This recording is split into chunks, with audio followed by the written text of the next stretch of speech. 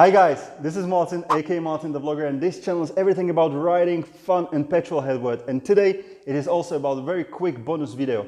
You have asked me to do only a pure sound comparison between RLS Exhaust, the Punisher series, Akrapovic and stock, to the video that I have done and has like 20 minutes or whatever. So just pure sound comparison, but stay tuned because there is like 20 different RLS exhausts coming to my shop, martinthevlogger.com/shop, the largest European shop for CanAm Spyder and Riker aftermarket parts. So stay tuned because I will be doing a lot of comparisons. Definitely, not a lot, but I will do some comparisons. Now guys, enough of this.